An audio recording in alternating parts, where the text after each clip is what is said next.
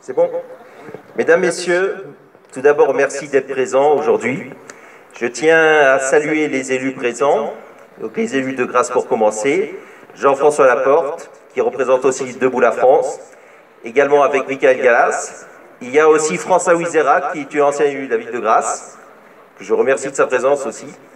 Il y a Isabelle Audic, qui est conseillère municipale, adjointe au Tigné.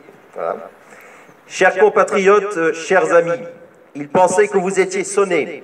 Ils pensaient que vous aviez baissé les bras. Et vous êtes là. Le cours Honoré Cresse de Grasse, ce samedi 17 mars 2018. Ce cours qui s'est appelé il y a longtemps Cours de la République.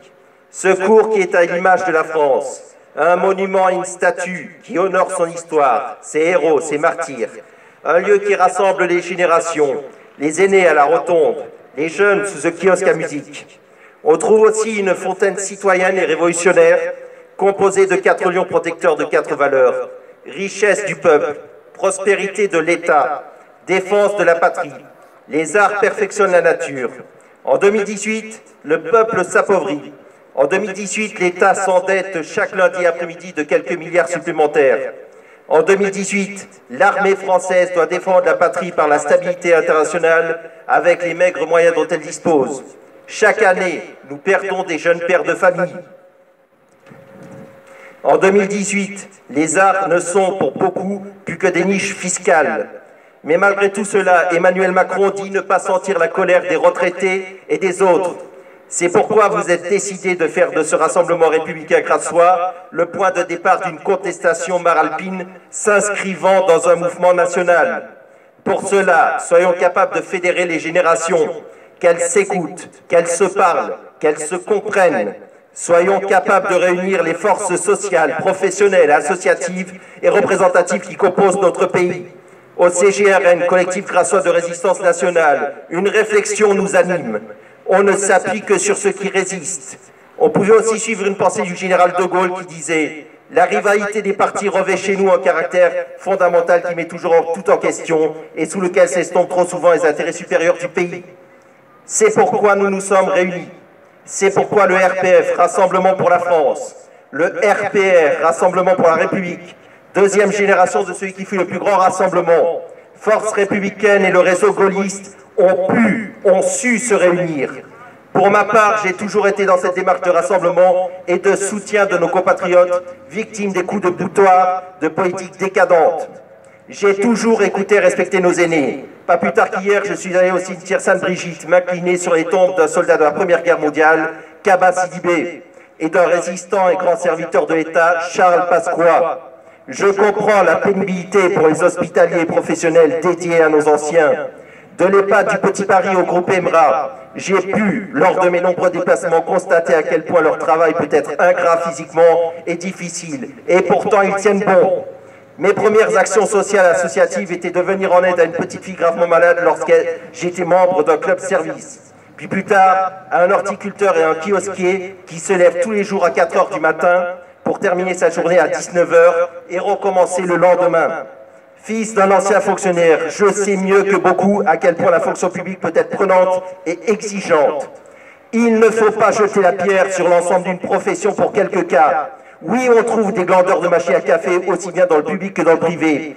Il y a d'ailleurs à l'Assemblée nationale beaucoup de grandes gueules petits bras qui nous rappellent cette triste réalité.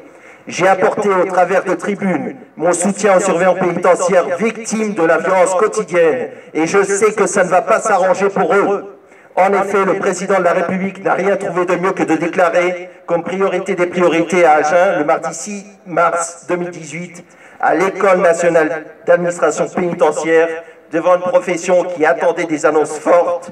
On a essayé de m'expliquer pourquoi les détenus ne pouvaient pas voter. Je n'ai pas compris. Pour les élections européennes, je souhaite que tous les détenus puissent voter. Sans aucun doute, ils voteront pour ceux qui proposeront tout et n'importe quoi pour affaiblir l'ordre pénitentiaire. Je suis allé à Nice, à Paris aux Invalides et sur les Champs-Élysées en hommage à Xavier Juchelet, policier tué dans une attaque terroriste sur ces mêmes champs, pour soutenir nos forces de l'ordre et appuyer leurs revendications durant l'entre-deux tours de la présidentielle, alors que le candidat que je soutenais avait été éliminé au premier. J'ai toujours été sensible à la cause du handicap, apportant une attention toute particulière aux propositions à chaque élection municipale et départementale de l'APF, l'Association des paralysés de France. Jean-Pierre Bicaille et moi partageons beaucoup de valeurs. Nous avons décidé de continuer ce mouvement impulsé en septembre 2017 par Maryse Bartoli.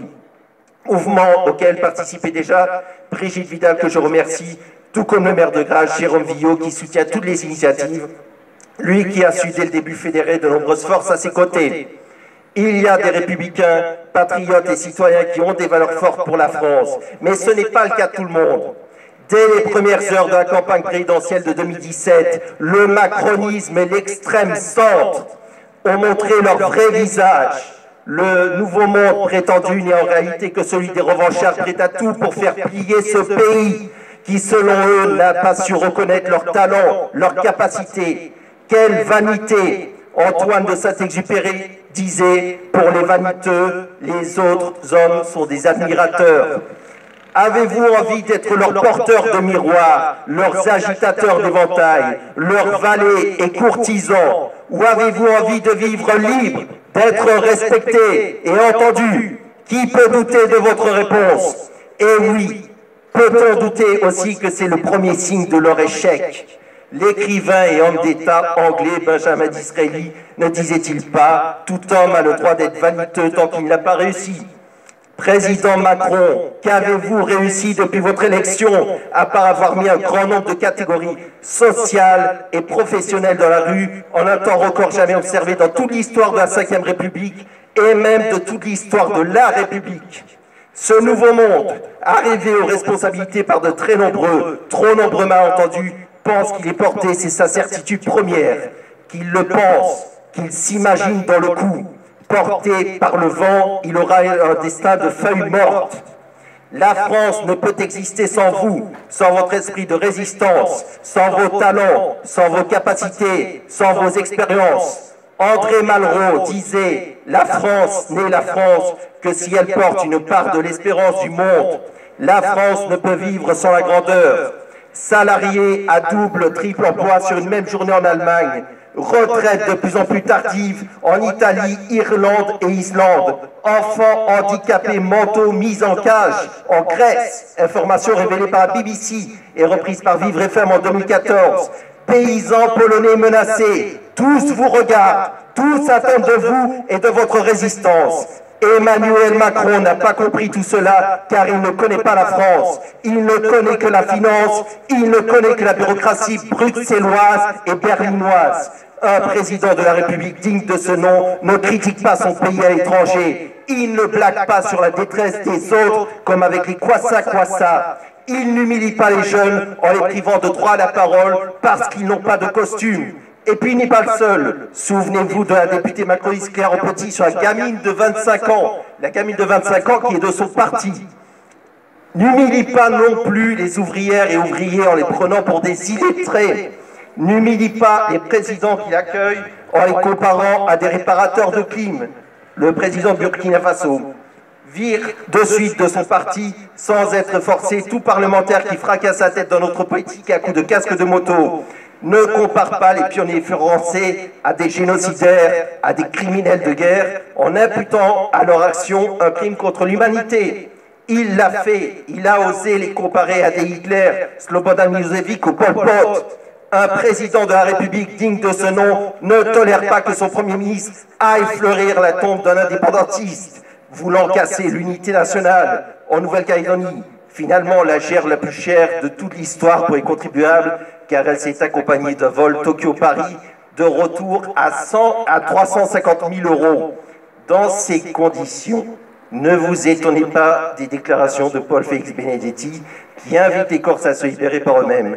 Ne vous étonnez pas non plus d'entendre sur Public Sénat Adrien Quatennens, député France Insoumise, déclarer pour cette même Corse que la République ne peut être imposée de force.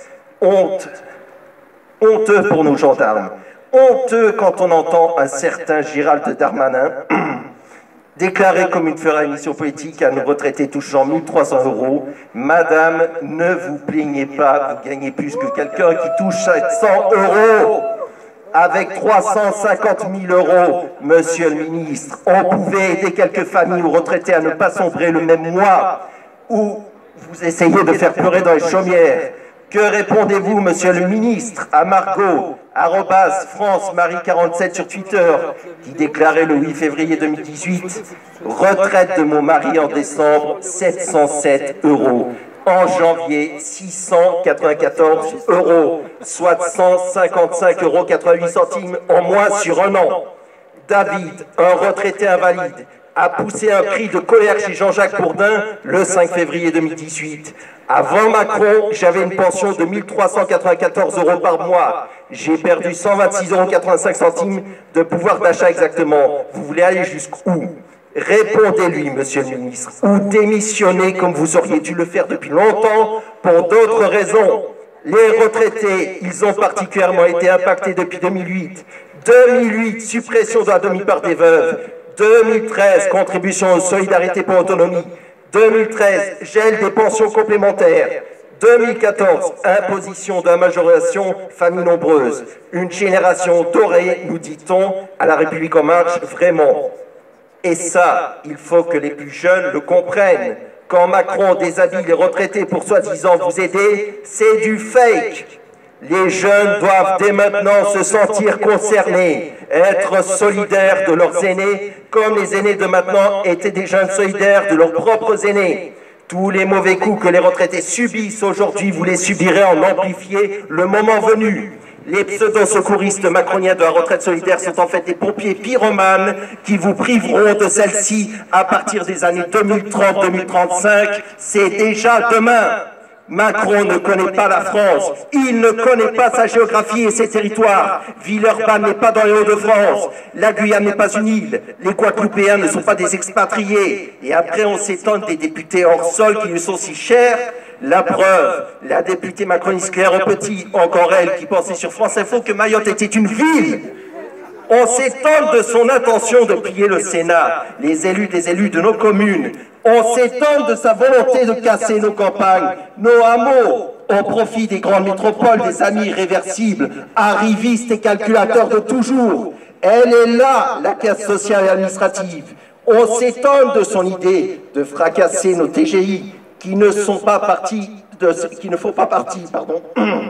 ces métropoles, quand ces derniers, comme celui de Grasse, ont plus de justifiables que ceux des territoires des amis irréversibles, arrivistes et calculateurs de toujours. Elle est là, la casse sociale, économique et des droits de chaque citoyen justiciable. Et comme si cela ne suffisait pas, cette casse sociale sera aussi démocratique. Limitation du nombre de mandats dans le temps. Quel est le lien avec la casse sociale et démocratique, me direz-vous? Affaiblir votre liberté démocratique et de vote tout simplement. Amendement visant à rendre inéligible un maire ou tout élu refusant pendant 3 années consécutives les politiques étatiques et préfectorales en matière de logements sociaux par l'instauration d'un permis à points pour les élus. Où est la casse sociale et démocratique, me direz-vous, puisqu'il s'agit de logements sociaux? Parce qu'un logement social peut souvent prendre l'allure de clapier à lapin ou de pilier de ghetto social, quand celui-ci n'est pas construit dans la concertation, dans l'harmonie, dans la sérénité. Qui a envie de voir s'ériger des grandes tours prenant feu comme au Royaume-Uni à cause d'un vieux frigo ou d'un mégot de cigarette mal éteint? Qui a envie d'exproprier les agriculteurs, les horticulteurs, les apiculteurs? Qui a envie de sacrifier leur terrain à Grasse ou en Espère en sanctuarisant le plus possible pour les dédier à la culture à plantes à parfum? A-t-on conscience que certaines communes ne peuvent tout simplement pas en construire par contrainte territoriale? Qui se souvient, par exemple, qu'à Sophia Antipolis, Gare-de-Gers n'avait pas vocation à être sociale à la base, mais à accueillir des jeunes actifs qui n'ont pas été emballés?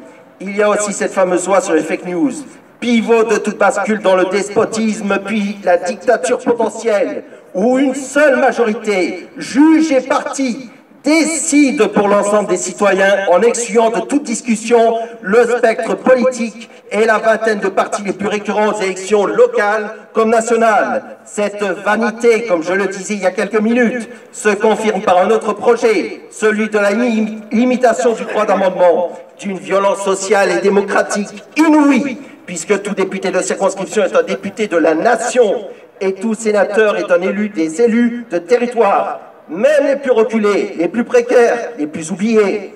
Et le summum, le gouvernement veut expérimenter un tribunal criminel sans le jury populaire des assises. Et oui, c'est vrai, dans un jury populaire pour le Nouveau Monde, on y trouve de tout. Des jeunes sans costume, des ouvrières illettrées soi-disant, des gens dont on ne sait pas s'ils habitent une île ou s'ils sont expatriés, et puis des retraités de la génération dorée qui, selon les parlementaires, se plaignent tout le temps, des réacs qui assurent l'ordre, des malpensants de l'ancien monde.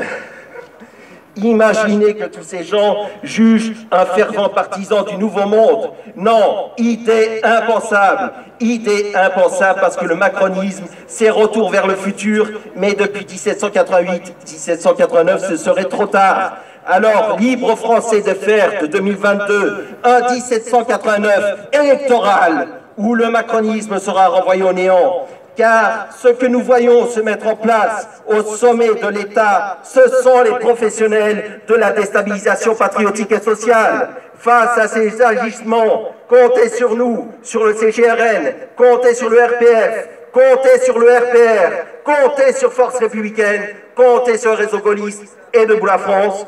Nous appelons les Grassois et tous les Français à défendre avec nous la démocratie et la République. Vive Grasse, vive les Alpes-Maritimes, vive la République et vive la France! Bravo, bravo, bravo. Les retraités en étant un exemple flagrant, puisqu'avant la scélérate augmentation de la CSG, ils ont subi, comme l'a dit d'ailleurs notre ami Jean-René, la suppression de la demi-part pour la conjointe ou le conjoint survivant, le blocage des pensions, les conditions de vie et de fin de vie ignobles dans les établissements d'hébergement pour les personnes âgées dépendantes, les fameux EHPAD. Notre mission d'aujourd'hui est sociale. Dire stop à la maltraitance du peuple français. Vouloir être les porteurs des voix des plus humbles, de celles et ceux qui ne peuvent se déplacer et qui sont scandalisés que les 42% des avantages fiscaux soient distribués à seulement 5% de la population. Car ce n'est pas notre vision de l'égalité et du respect. Dénoncer cette économie dite libérale qui nous trompe par son nom et brise les plus voyants et les plus faibles. Ça, c'est notre action. Oui à l'économie de marché, mais non à la société de marché. N'en déplaise au président de la République française, les Françaises et les Français n'ont pas voté pour son programme. Sachez-le. Ils ont voté une nouvelle fois par défaut et malheureusement par désespoir, avec comme preuve 2 records absolus. Une abstention la plus haute depuis 1969, plus de 4 millions de votes blancs et nuls, un niveau jamais atteint pour une présidentielle. Et ce n'est pas parce qu'on en annonce que les Français n'aiment pas les réformes que la France ira mieux. Bien au contraire. Mais quand les réformes frappent uniquement le citoyen contribuable, cela porte un nom, une agression fiscale. Ce climat de défiance inédit, chacun de nous doit en mesurer l'importance pour se préparer. Et là, j'insiste lourdement sur ce sens, pour se préparer pour les prochaines élections, en considérant, mesdames et messieurs, que toutes les élections, même celles qui nous attendent en 2019, les européennes, ont dorénavant pour vocation le national. Il faut impérativement que l'ensemble des personnes et des citoyens puissent admettre que toutes les élections, dorénavant, ont pour vocation nationale, même les européennes. Car comment croire des responsables politiques qui n'ont pas le sérieux et la dignité de s'occuper de nous sur les plans locaux, qui vont pouvoir, au niveau international et européen, pouvoir justement s'occuper de nos problèmes et de nos malheurs. Avec le président Macron, ce n'est pas la marche en avant, mais la fuite en reculant. Le destin des Françaises et des Français ne doit pas être de rancœur et de tourment. Ce n'est pas un scoop. La France est en faillite et malgré cela, tout le monde fait comme si de rien n'était. De ce fait, et là nous arrivons au point crucial de nos prises de parole. Les taxes et les impôts continueront d'augmenter pour 3 raisons désastreuses. Il faut rembourser la dette et les intérêts de la dette. Le train de vie de l'État est en augmentation de plus de 7 milliards d'euros et ce n'est pas la faute de nos fonctionnaires ou des agents des collectivités. Toutes les richesses nationales sont vendues à des lobbies, sous des prétextes arrangés, comme prochainement la SNCF, dont la privatisation se fera sur les lignes rentables et les lignes déficitaires restant à la charge des contribuables. Alors que le président de la République et son gouvernement promettaient en chœur l'augmentation fulgurante du pouvoir d'achat, 2018 sera dans les faits une nouvelle année noire pour les Français qui se rendent compte que leur pouvoir d'achat est en berne. C'est une promesse que nous considérons comme trahie, car les 22 milliards d'euros d'impôts supplémentaires que représente à elle seule la hausse de 1,7 point de la CSG, en réalité 23% d'augmentation, la réduction de 5 € par mois des APL, la hausse du prix du tabac, de l'essence, du diesel, du fioul domestique, la taxe d'apprentissage pour les très petites entreprises, le coup de rabot à la prestation pour l'accueil du jeune enfant et l'augmentation des timbres représentent un nouveau choc fiscal pour les ménages d'environ 4,5 milliards d'euros. Il est temps que les femmes et les hommes de ce pays ne soient plus une variable d'ajustement budgétaire, mais le centre du projet politique qui leur revient de droit. Pour preuve, en net par mois, que l'on soit un célibataire percevant une pension d'invalidité de 1 300 €, un chef d'exploitation agricole à 1 350 €, un couple de retraités totalisant 2 000 €, un couple de salariés du privé rémunéré 3 000 €, c'est une perte par an, suivant le cas, de 250, 523, 646 ou 1 268 €. Les Françaises et les Français ne sont pas dupes de cette communication gouvernementale qui répète matin, midi et soir que leur pouvoir d'achat augmente alors qu'ils constatent chaque jour tout le contraire. On entend de la part de nos chroniqueurs spécialistes que le président Macron est un pro-business. Moi je dirais un pro-pauvreté. Si le président Macron aimait réellement le peuple français dans toute sa diversité, il nous indiquerait qu'il faut un budget de 1 424 € pour une personne seule pour ne pas être classé pauvre, selon le rapport annuel de l'Observatoire national de la pauvreté et de l'exclusion sociale. Ce n'est pas 1 200 €, c'est 1 425 €. Il nous dirait, au lieu de taper sur les plus démunis, qu'il mènerait une guerre sans merci à la fraude fiscale et l'exil fiscal qui représente un total de manque à gagner de 60 milliards d'euros pour la France, compensé, comme vous le savez, malheureusement, par les impôts et les taxes que nous payons. Il mettrait en œuvre immédiatement, et non pas au-delà de son mandat, une véritable politique de rééquipement et de conditions de vie pour les forces armées, de même que pour les forces de sécurité, les personnels de secours et les personnels de la pénitentiaire. Il s'opposerait au libre-échange, véritable tueur de notre économie nationale, et mettrait fin à la notion de pays tiers qui va permettre, avec le Mercosur, communauté économique qui regroupe plusieurs pays de l'Amérique du Sud, de concurrencer déloyalement nos agriculteurs déjà en danger de mort économique. Il redéfinirait les critères de calcul de l'INSEE qui permettent de calculer l'augmentation du coût de la vie, connue également sous l'appellation panier de la ménagère.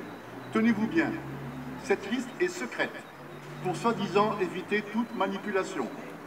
Et elle contient pas moins de 20 000 produits. Imaginez-vous, une ligne secrète avec plus de 20 000 produits. Il ferait preuve également de plus de respect pour les personnes âgées, plutôt que de les traiter en bouc émissaire d'une économie nationale malade d'une gestion irresponsable. Il ne serait pas l'instigateur d'une forte réduction des contrats aidés ayant des répercussions négatives et lourdes de sens sur deux secteurs fondamentaux, le monde associatif et l'école, avec des centaines de suppressions de classes. Nous pourrions continuer encore et encore pour vous démontrer la casse sociale sans précédent orchestrée par le président Macron et son gouvernement. Tout cela en quelques mois. Leur véritable politique, c'est de prendre systématiquement dans la poche des Français, tout en sous-estimant les difficultés des plus modestes. Conscients et révoltés de cette brutalité, et ne supportons plus les éternelles tromperies et manipulations, nous profitons de cette tribune et de la présence de la presse, que je remercie, pour énumérer des revendications légitimes et dignes. Premièrement, nous demandons, et là je compte sur la presse pour relayer ces messages, parce que c'est extrêmement important, ça fait partie pour moi de la République, de la dignité de l'homme et des valeurs fondamentales que l'ensemble de la population partage. Et ces valeurs humanistes, je veux les transcrire, grâce à vous, par des propositions d'ordre national qui, je l'espère, seront relayées par l'ensemble des médias et surtout, reprises par nos élus qui ne sont pas là pour faire carrière, mais qui sont bien là pour mener à bien un destin que nous leur avons confié dans les mains. Nous demandons que l'INSEE revoie son mode de calcul avec les produits fondamentaux que peut consommer ou utiliser une personne relevant uniquement du seuil de pauvreté. Deuxièmement, nous demandons, comme pour les forces armées, que soit instauré le livre bleu des forces de sécurité et de protection et des personnels de la pénitentiaire. Troisièmement, nous demandons que le site national des impôts fasse apparaître sur leur site internet l'ensemble des taxes et impôts que payent les contribuables sur l'ensemble des territoires, ainsi que les pourcentages appliqués et leur date d'application. Il n'est pas normal que le citoyen contribuable soit transparent dans sa totalité et que l'État, qui vient nous ponctionner des impôts que nous estimons justes et loyaux, soit, lui, dans le déni complet de la réalité des taxes et impôts qui sont appliqués au peuple français. Quatrièmement, nous demandons l'arrêt total de toutes les ventes d'actifs sur l'ensemble du territoire national, trahison sans précédent de la souveraineté et l'indépendance de la France, avec comme conséquence la faillite de notre économie. Cinquièmement, nous demandons un moratoire sur la dette de la France. La gestion de la France ne doit plus être basée uniquement sur les taxes, les impôts et les privatisations, mais sur une véritable politique de réappropriation des richesses nationales vendues indûment à des groupes internationaux ou nationaux. Sixièmement, nous demandons, comme c'est le cas pour les radars embarqués, nos amis de la gendarmerie, l'arrêt immédiat et l'annulation de tous les contrats et cessations d'activité empiétant sur les pouvoirs régaliens de l'État. Septièmement, nous demandons des mesures immédiates et efficaces financièrement pour lutter contre la fraude sociale que nous payons, la fraude fiscale que nous payons également, et l'exil fiscal que nous payons également. Nous ne sommes pas des esclaves, nous ne sommes pas une marchandise. Nous sommes des hommes et des femmes qui avons construit notre pays, qui se sont battus pour lui.